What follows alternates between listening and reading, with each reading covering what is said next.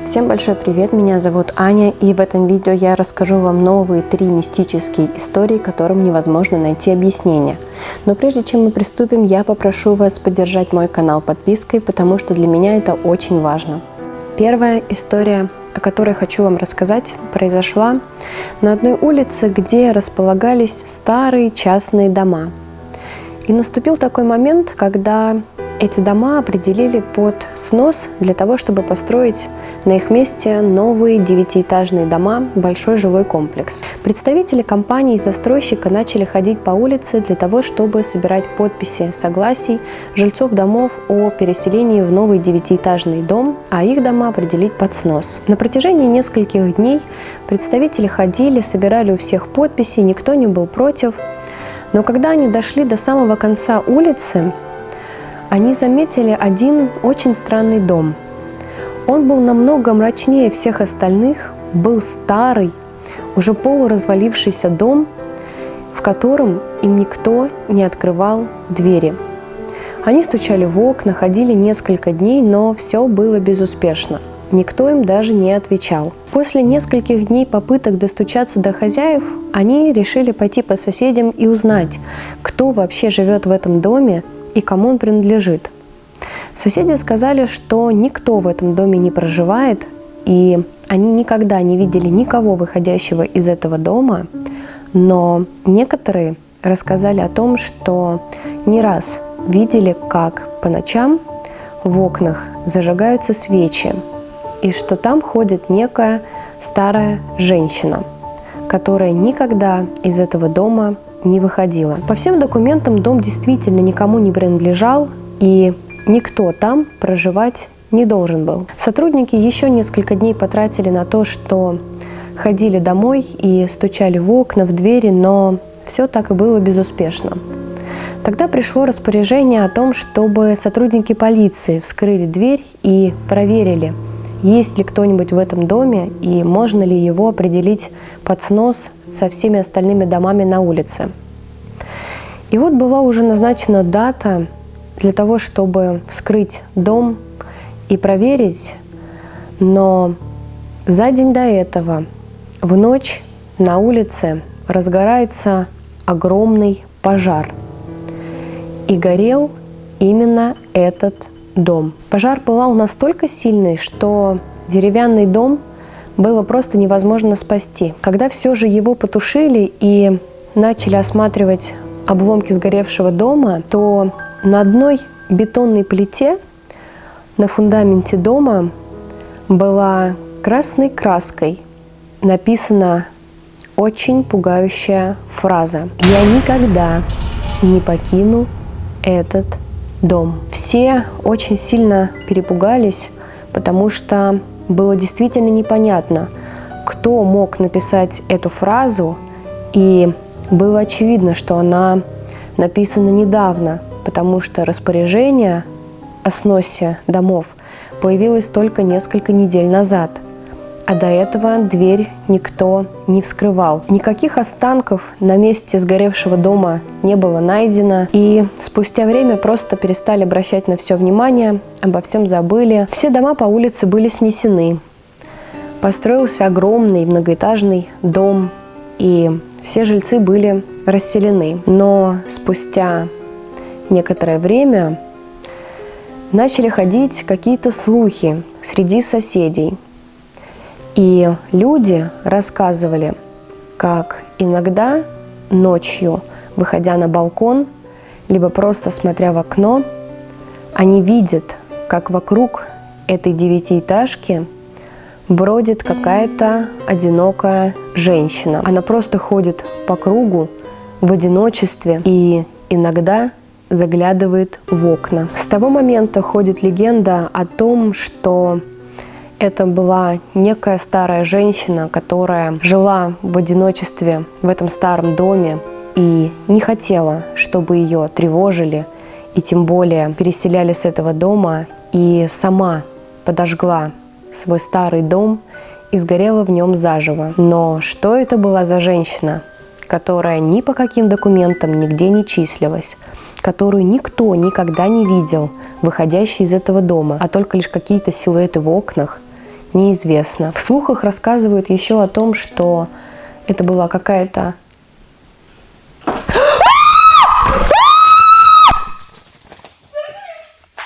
Что такое? Там кто-то в окно, блядь, стучал. Какое? Я тебе клянусь, да, я бы так убежала.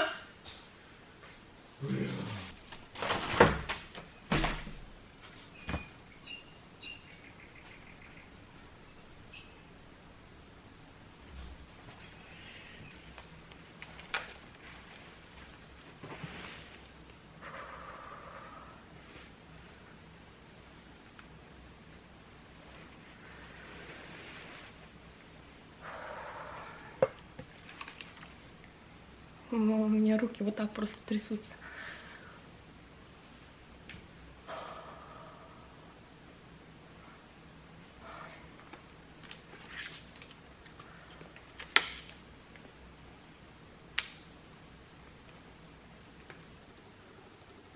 Просто мне реально только что кто-то постучал в окно.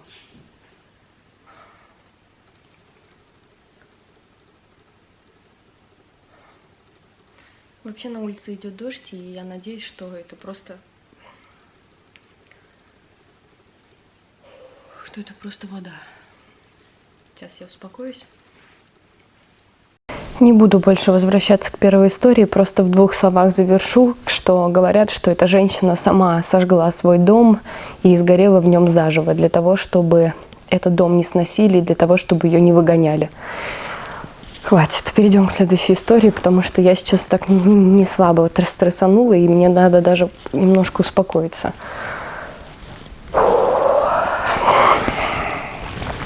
Давайте перейдем к следующей истории.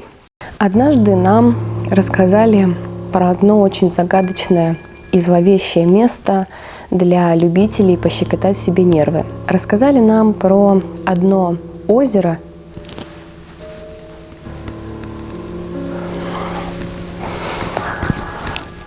У меня просто руки трясутся.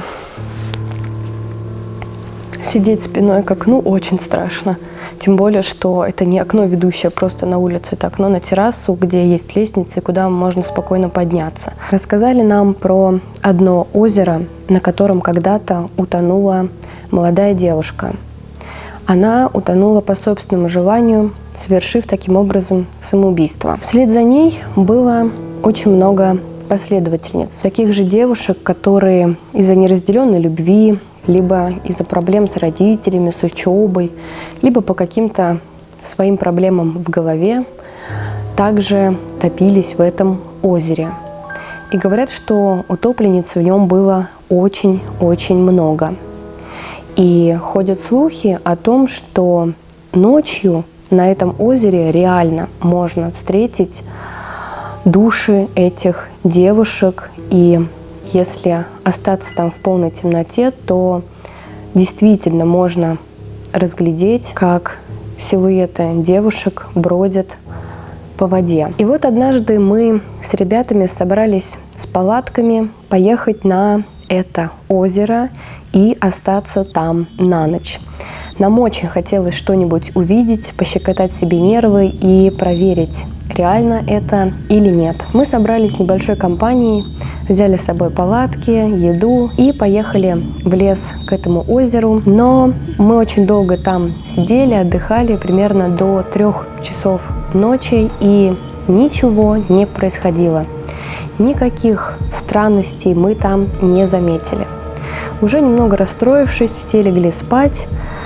И было даже, знаете, немного досадно, когда ты чего-то ждешь, но в итоге ничего не происходит. Но в один момент один из наших приятелей примерно в 5 часов утра вышел из палатки, чтобы покурить, и он ужаснулся. Его аж парализовало от страха, потому что на воде перед ним стоял силуэт одной молодой и достаточно красивой девушки. Она стояла неподвижная на воде и смотрела просто в какую-то неопределенную точку. Наш друг на кипише побежал всех нас будить для того, чтобы мы тоже увидели эту девушку, и мы с огромным интересом выскочили из палаток, и каково было наше удивление, когда все 6 человек, находившиеся там, видели действительно стоящий силуэт какой-то девушки на воде. Она стояла в длинном платье, которое переходило в воду, и неподвижно смотрела куда-то вдаль. Буквально через несколько минут все рассеялось, она просто словно испарилась в тумане. Но мы действительно отчетливо видели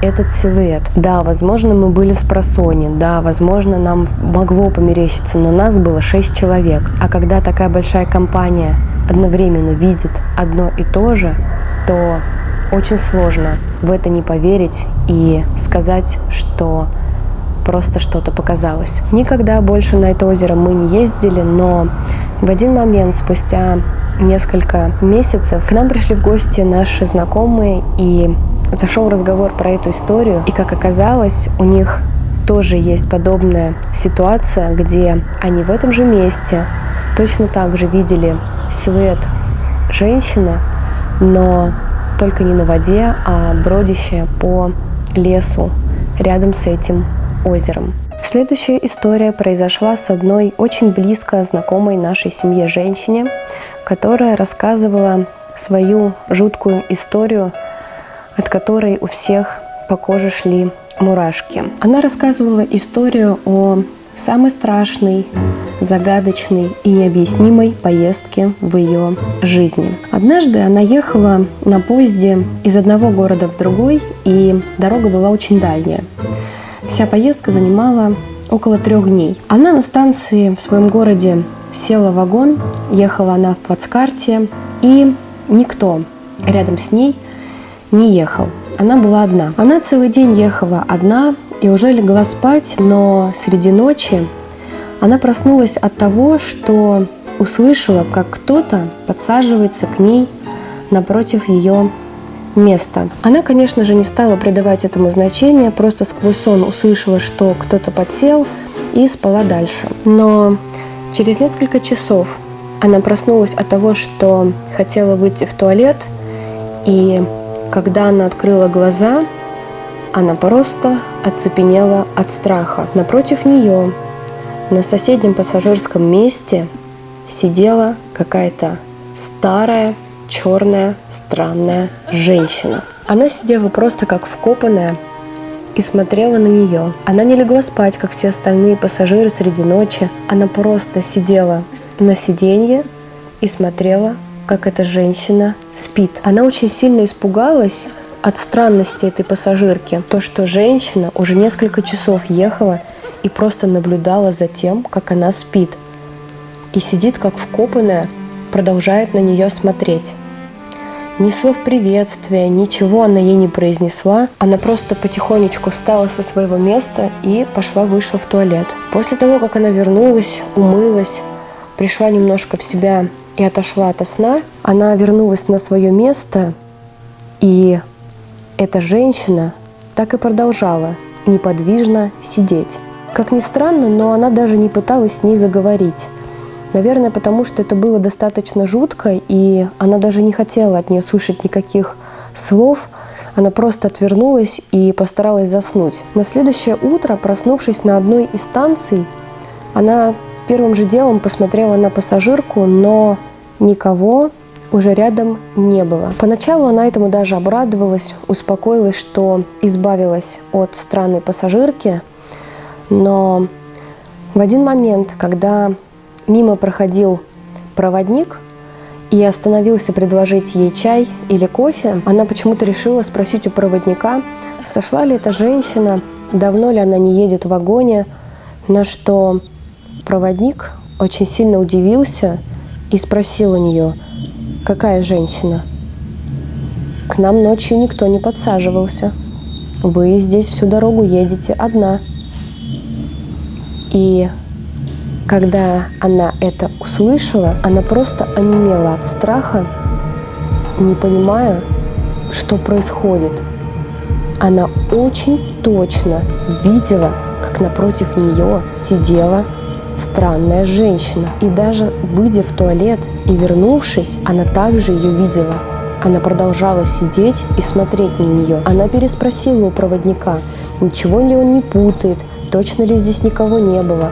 На что ей очень точно и убедительно ответили, что никто в вагон ночью не подсаживался.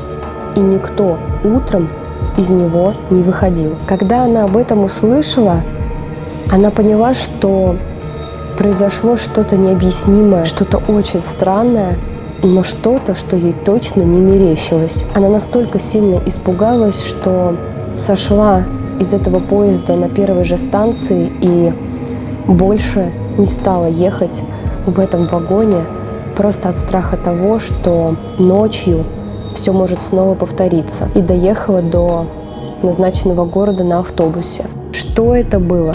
Кто была эта пассажирка? И почему она вообще к ней явилась? Почему она ее увидела? И что ей было от нее нужно? Неизвестно. Но то, что это было реально жутко и страшно, это точно. Спасибо, что посмотрели это видео. Обязательно поставьте ему лайк, а также подпишитесь на мой канал. Для меня очень важна ваша поддержка, потому что мистические истории мне действительно даются очень сложно, так как это очень жутко об этом даже рассказывать и пропускать все через себя. Вы сами были свидетелями того, как мне реально кто-то только что постучал в окно, но никого за ним не оказалось. И мне часто снятся сны с теми историями, о которых я рассказываю. Все это непросто, поэтому ваша поддержка для меня очень важна. Обязательно подпишитесь на мой канал. А также хочу вам рассказать про ту историю, которая все же не происходила на самом деле, а которую я написала сама. Никто в комментариях не догадался. Это была история про черную женщину на кладбище, которая пугала работников. Да, эта история не происходила на самом деле, я ее написала сама. И если для вас та история была интересной, достаточно жуткой и пугающей, то напишите мне об этом в комментариях, и я продолжу также периодически сама писать для вас истории. Спасибо, что посмотрели это видео, не забудьте поставить ему лайк. Всем спасибо, пока!